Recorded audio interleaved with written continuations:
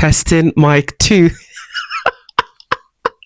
Welcome to my YouTube channel. My name is Shades of Senna. I can't believe I'm saying this. I can't believe I'm doing YouTube. For after all those years that I've been so scared to put myself on YouTube, there was just something so scary about YouTube. And I was like, you know what? Now that I got my DJI Osmo Pocket 3, I have no reason on the entire earth to not post. But you are welcome to this channel. It's going to be vibes, going to be makeup. Hey. And hay fever. And I'm going to call this episode Underneath the Glam, the real me that I have been afraid to show. You're going to see what I look like under the glam and how I put together this look and share my experiences with you. I'm going to take you back to the beginning, my childhood, all through to me navigating life as an effeminate person in Ghana, also trauma, and how I moved to the UK. I'm just going to quickly brush through all of them. So without wasting much of your time, let's get into it now. When everyone sees the glam, they see the hair, they see the makeup, they see the new type of clothing, and they see the confidence, and people are like, oh my God, you have changed. Oh my God, you didn't used to be like this. You didn't used to be like that. I grew up in Ghana, as a lot of you know. And I grew up specifically in a shaman. Now, I am really struggling to keep a steady flow of conversation because I do not make long form kind of content. So this is going to be a hard one for me. Now, let's talk about childhood and the family dynamics. So I am the first child to my father, and I am the second child to my mother. I started off in a beautiful family. Like, two of my parents were together. I lived with them, and then they had my brother after 4 years and had my sister after 4 years. One of the only things that was probably planned. You know, I didn't really feel different, and I was that jolly child that my dad would call me to come and dance for his friends. I knew how to dance. I was very vibrant. I remember myself on the streets of Celestial School Complex in a shaman, and I had my sash on, Miss Ghana, on our day. You couldn't play with me. As little as I was, I knew exactly what I wanted. My confidence was there because I didn't know that I was different, and nobody made me feel it at that point. I was that girl. That image on the streets of a shaman is so vivid in my brain. Fast forward, everyone started to be like, okay, something is wrong with you. And I didn't understand, what's wrong with me? Gradually, I started to hide myself. I started to coil in more. Nobody was asking, why is this child becoming gradually timid? Even people were saying in church, because I used to sing in church as well. And so I was the church was the only social place that you'd find me. And so I had this one pastor that I would never forget. I loved that man so much. And I felt that deeply that man was telling me to be myself.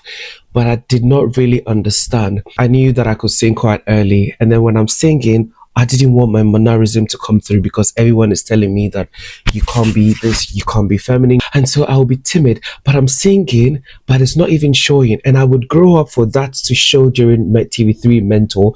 You would see that I really didn't want to let go. And the few times that I let go, Twitter was talking shit about me. You know, they're feminine, they're this, they're that. And I would cry at night. Oh yeah, I was talking about my favorite pastor, Pastor Ima. That guy was like, Senna, sing, action, show them. You know, that man would encourage me. That man would push me to sing. And, you know, he used to beat us sometimes and tell you Jesus loves you, which other people, other pastors and all that will start to tell my mom that, oh, this your child is going to be this your child is timid. You guys should keep an eye on them. Do that.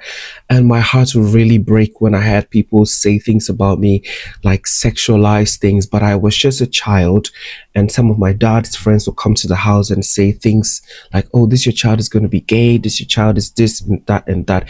And like I was not being shielded from all these people that come to our house to talk or meet my parents somewhere, meet my family members somewhere to talk. But this was just a child. They did not know anything about that. And then it is fine for them to grow up and figure themselves out. But unfortunately, that is out of the picture because wait, I'm looking in the screen, but I need to look at the camera. Unfortunately, that was out of the picture because I was born in Ghana. I was born in Ghana, such a wonderful place to be, to look like me and have all these features. Look at me. Like, I am not even trying. So when I hear people just look at my picture and see me put a little makeup on and have my hair done, they go, "Oh my God, what have you turned into?" Look at me. I want you guys to look at me. This is me when I wake up from my bed. I have not done anything. We're talking about childhood trauma. Let's go back, Senna. Let's go back, Senna. My family was quite cool, quite smooth, everything. And broken home happened. Let me put on my bonnet too. That hit me. Into whatever that was in the social studies book, that's happening to me. It was like a joke. Sometimes my parents would fight and I'll be in boarding school and then hear about it. But the highlights of that was that I was in boarding school. So I never really saw whatever that went down. But my brother and I are quite connected that when he describes something to me, especially because we grew up in the same house, I remember the thing vividly like I was there. So to me, that story was not told to me. I saw whatever that happened. I saw, and it's embedded in my brain so much. Mom would be sacked and then she comes back and then they have issues and all of that. It was messing with my brain. That was crazy for me until one day my father sacked my mom out of the house and I was on my knees begging. That was the first time that I was really able to talk properly to my dad. And I was like, please, I beg you. I beg you. Like, I was just saying, Dada, please, I beg. Dada, please, I beg. Like, I had done something wrong. But then he said, you are not going to die. And then I watched my mom walked out of the house with a cloth around her. I think she put a top on. And then we had this, this yoi tree. She broke a branch. And that was what she used to brush her teeth. And before I realized, she was out of the compound. That really broke a lot inside of me. You'd always find me lurking around buildings. I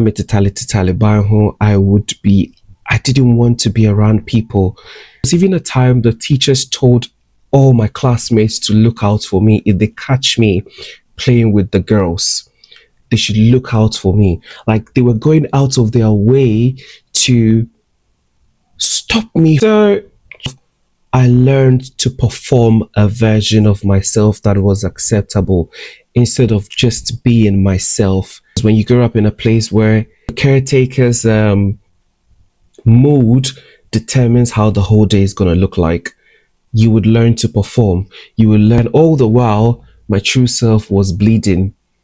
It was dying. It was cocooned. And I wanted to be a boy so bad. I wanted to be a boy so bad. There was even a time I was learning how to walk. Like there was this guy with bow legs. I was literally crossing my legs to walk like him.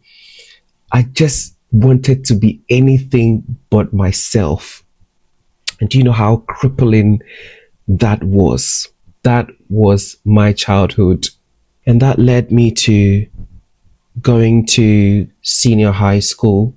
Before then, there was an effeminate person. There was an effeminate guy that we used to live across each other, but their parents made it a conscious effort to split us apart by taking him away from the school that we were in and limiting access that we used to play together.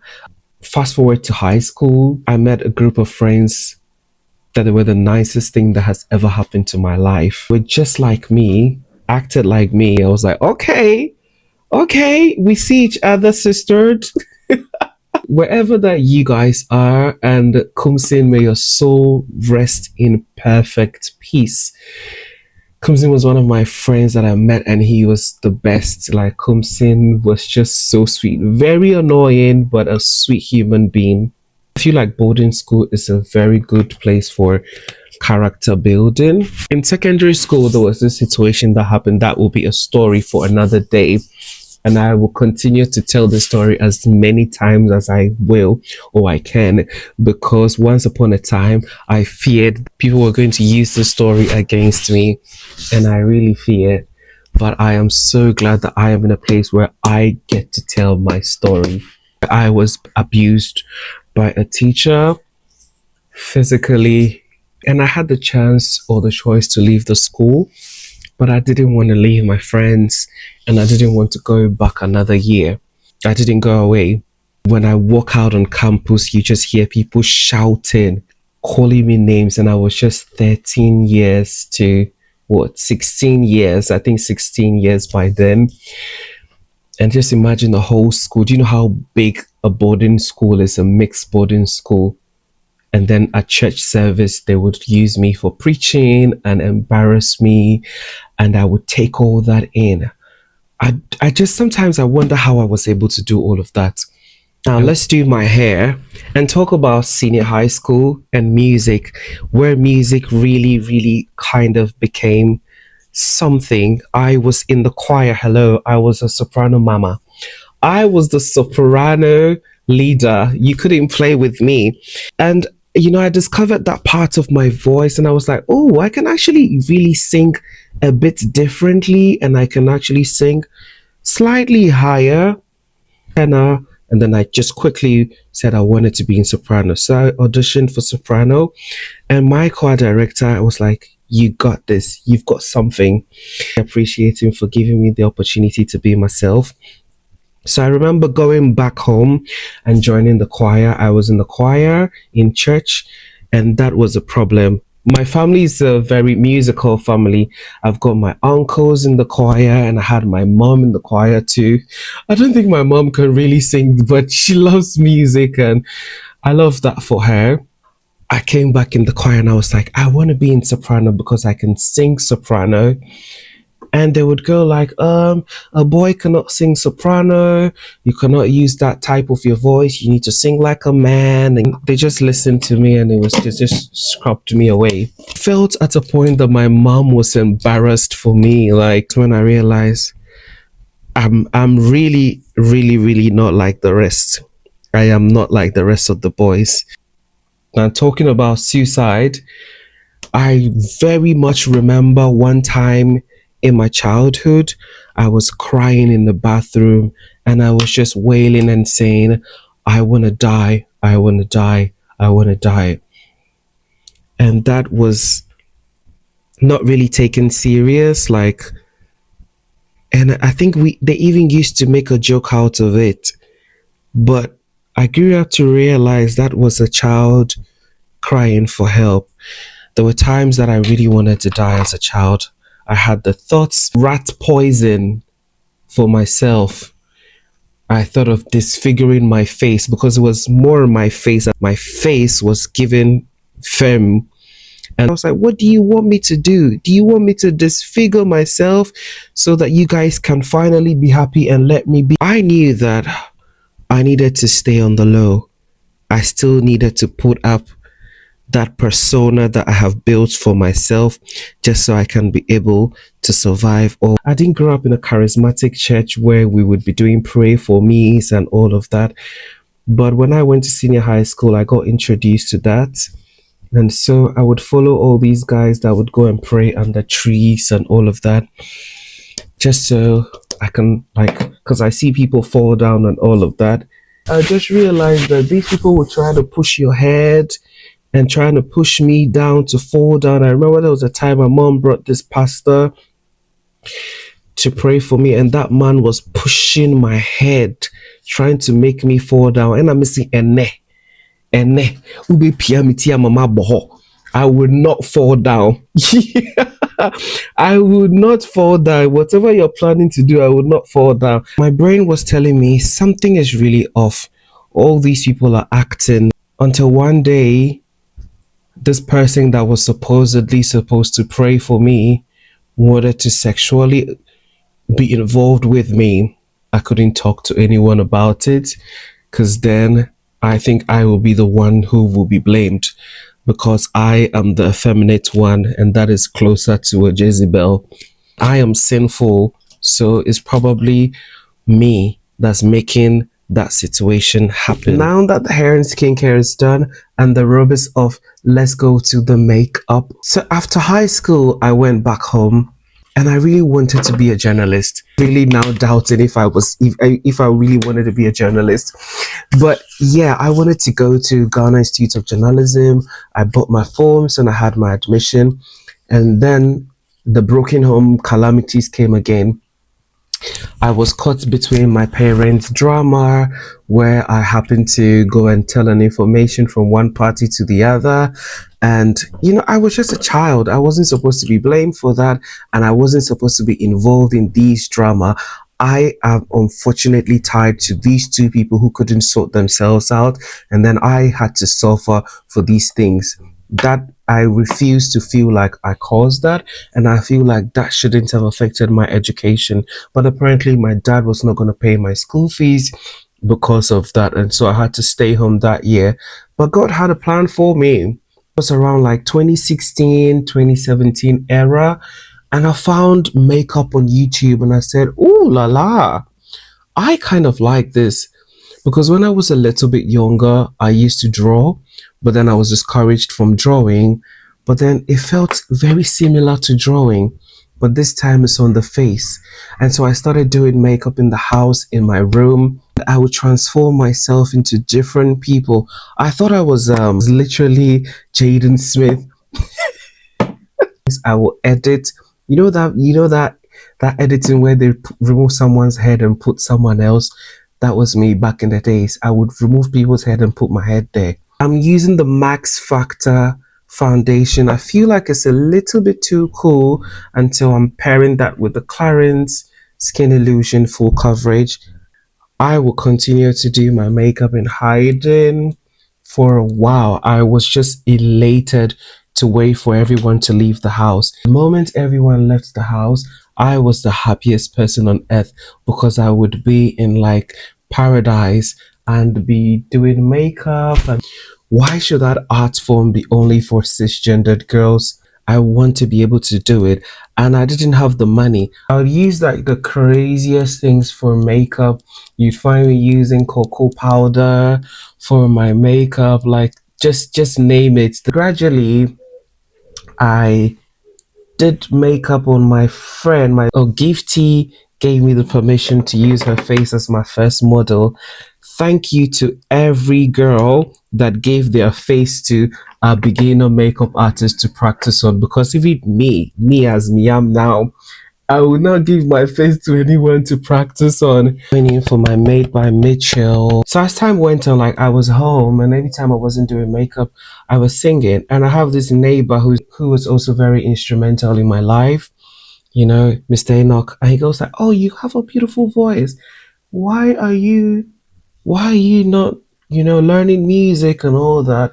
And I was like, because I'm home. I was like, "What if you're home? You can study music." And this man paid for me to have music lessons somewhere in Tema. I couldn't do journalism. I think I maybe want to sing. He was like, "Okay, I was going to speak to your father." And this man was instrumental in the process of me going to University of Education, Winnipeg, to study music. Now, this is me, an effeminate person, going to university. On top of that, I sing differently. The school did not really recognize countertenor voice, but I would go on to be allowed to perform at concerts and all that.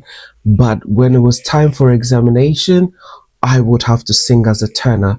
But I was building my voice differently. So my voice type, that was when I got to learn about my voice. Because I have a weird voice. I use my voice differently. But everyone's like, "You don't need to use your voice like that. Oh my God, you sound way better if you use your chest voice." And I was like, no, there's something about my voice and I'm not going to ruin it.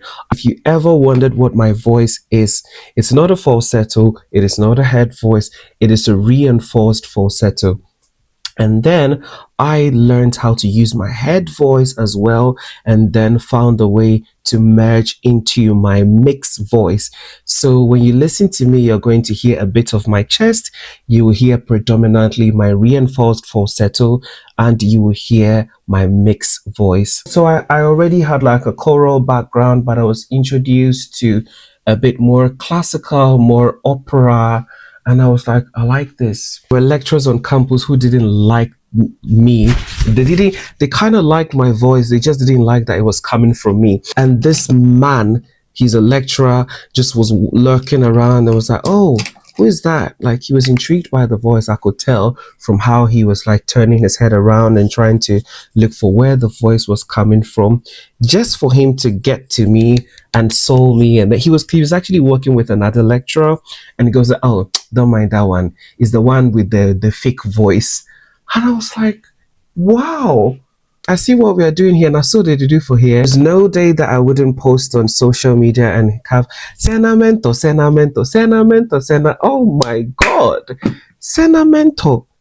People don't know about mentor, so let's talk about mentor. Broken down and tired, living life on a merry-go-round. For you, for you, for you,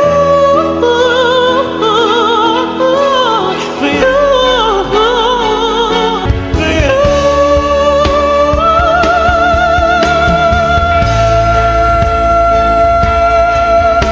Odoy mabono bede, mi de na mi de bebrewo, and then you made it to our pepe around me de Mrs. Yeah, that was so.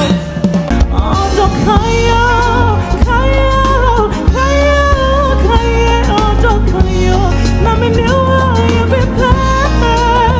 This is me, still the same effeminate person with the weird kind of voice. I went into my auditions and I impressed the judges, Adina, Apietus, and all these guys. My beloved Edem, they were all impressed by me. That was it for me. I was on the show. It was a struggle for me to explain to these people that this is my kind of voice and this is the kind of things that my voice is made to do. But also, I kind of understood because it was a variety show. You need to do different things, different genres. But even so, I still think that there could have been a way. First week we were on the show, and then I was happy about that. And the second week, they were like, oh my God, who are these people that you've brought on the show? So they were talking about Roy and I. If you knew Roy, Roy is a very effeminate person as well. Amazing dancer, amazing singer. Roy was splitting and all on stage. And I was like, I am not splitting and all, so people are not going to attack me. They were coming for me, calling me names on Twitter. Who is this? And I would read these comments and I'm crying. Even in the mental house, I was being discriminated against. Mental had this time. I just knew I was not going to win that show, but I just wanted to get through it. The struggles that I have now with the people that knew me already, like, oh my God, you were not like this, but these people didn't know me.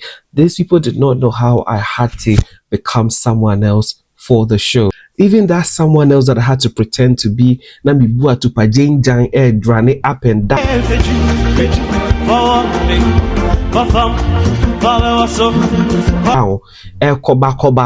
That one people were insulting. That one that you said I was and I should go back to.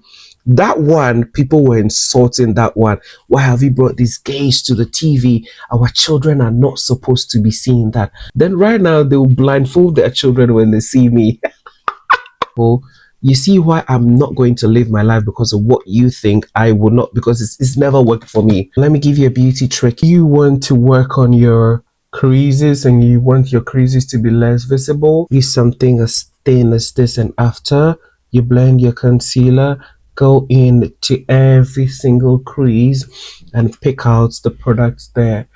They are the ones that are going to form the creasing in the future when you put the powder. So you blend and then you go in, make sure your powder is ready, and immediately after your last blend, you fix your powder. So fast forward, that show ended. and I had to go back to my normal life, and the whole celebrity thing was vanished. No one really looked out for you again because they thought you were going to be successful and you were not. So everybody, including your family members and friends who started recognizing you, was like, oh, no, you ain't shit. So I became a teaching assistant in my university. I was the teaching assistant for the voice instructor. Nobody knew I was a makeup artist years ago. I was creating makeup content and putting on Instagram with my whole glam and a little scarf on and a little wig here and there. But I did not just wake up one morning and I am this person. I had always been fashionable. I loved makeup and I wanted to explore all of these things. And then I moved away from Ghana to the UK. I'm telling you, it was crazy. So one of the things that really caused me to think of moving from Ghana was, can I continue to live like this? Can I continue to be in a space where I will feel unsafe? I might be jumped and be beaten one day on the streets for just being who I am. Is this what I want for myself? I knew I couldn't reach my fullest potential if I was still in this space. But I was patient enough to wait for the right timing. You see, a lot of people are in a rush to have their freedom and, be themselves and all that. I'm not gonna say don't be yourself and don't be as flamboyant as and all that, but you need to be able to know where you are in your situation. Are you financially stable? Do you depend on anybody? There are certain things. I'm like, if you want to do it, just make sure that there's consequences and you should be able to manage. Like sometimes you wonder, when people come on my social media and they're like, oh, you do makeup, da, da, da. You think they don't know that I have been doing makeup for a while, because who just started doing makeup 1 year ago and is doing makeup that I do, that I work on clients. They know who exactly you are. What they're telling you is shut yourself down, stop being your real self and become who they want you to be. That's what they're telling you. They are telling you to pretend like they are pretending, and I refuse to be. I refuse to be a sheep. I'm a goat. We are punchy. I am a goat. I had always never agreed with how the goat was being portrayed in the Bible. When I saw how goats and sheeps are in real life, I think I didn't want to be a sheep. They're just in real life. I didn't want to be a sheep. Sorry. Now let's talk about where I am now. I had the full-time job where I was working for Chanel as a beauty retail assistant. I found that I couldn't do that.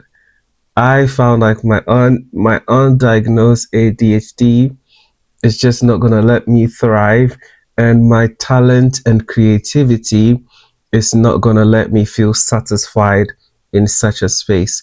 So I left my job and I am currently a freelance makeup artist and also channeling more energy into content creation, and also a musician that takes gig on the side as well. I've just always known I don't want to work for anybody. It is so hard for me, and I want to work for myself, and I want to navigate all these sides of me. So people will be like, "Are you still doing music?" And yeah, because I had to go on break on full-time music just to find other sides of me. I only did music because I felt that was the only side of me that was accepted. The only time that I was worthy was when I did music. And when I was not singing and I was not doing music, then I was not worthy. But I want to be myself. I want to do everything that I can be able to do without thinking people liking me or not. I changed my names from Senna Vocals to Shades of Senna. It was because I was not Senna Vocals alone. I was Senna Vocals, I was Senna the makeup artist, I was all these things, and I refused to be boxed into one. So it was a mental, it was very strategic when I changed that name to Shades of Senna. My neighbors are having sex and I can hear them. Oh God. But anyways, one of the reasons why I started this page, is, I have been quite hesitant to do YouTube and talk about myself and, go into details because I was just scared that people were going to know a bit more about my personal life. And I am quite a private person because it was a way of protecting myself. But I have come to realize a lot of people are inspired by me. It's not like I want them to, but I feel like that's what's happened. And I think I would do the universe a disservice, for not sharing my story for people to really know that we are so much alike. And oh my God, that's getting so loud. Oh God. And yeah, I feel like people can really relate. I also want this to be like a form of a documentary of my life, my experience, my journey, and to share and connect with you all. This channel is not about perfection. I want you guys to come on the journey with me. Let's start migrating from TikTok and come here.